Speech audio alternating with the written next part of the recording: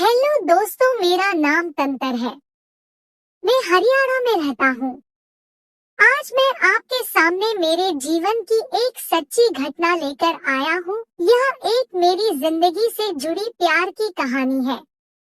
यह वो घटना है जिसने मेरे और मेरी भाभी के बीच प्यार पैदा कर दिया।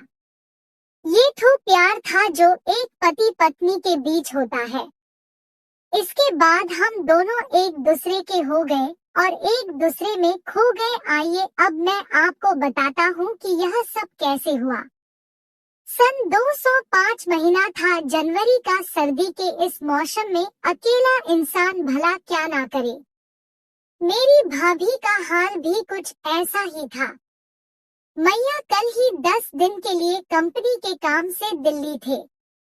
आज ही मम्मी और पापा को भी किसी जरूरी काम से एक रिश्तेदार के घर जाना पड़ गया था और उन्हें लौटने में काफी देर हो जाती, इसलिए वो आज रात वहीं रुक गए। आज भाभी बिल्कुल अकेली थी। वो कभी कमरे में जाती तो कभी बरामदे में आ जाती थी। मैं मेरे कमरे की खिड़की से यह सब देख रहा था।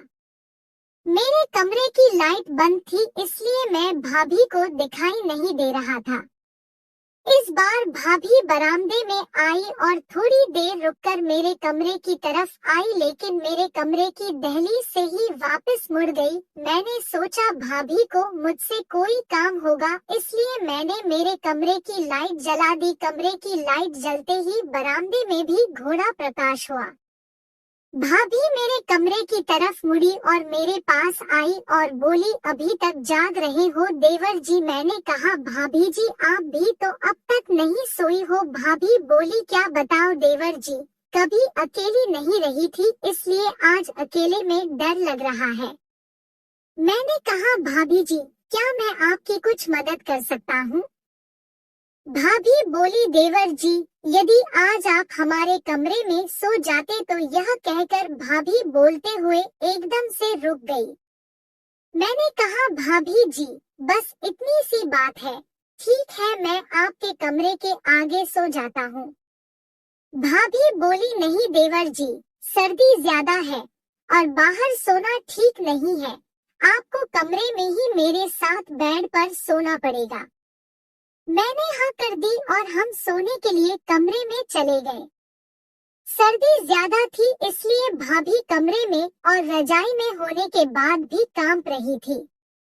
काफी देर बाद भी जब वो ठीक नहीं हुई तो मैंने कहा, भाभी जी मैं आपके लिए चाय या गर्म दूध लेकर आऊं क्या?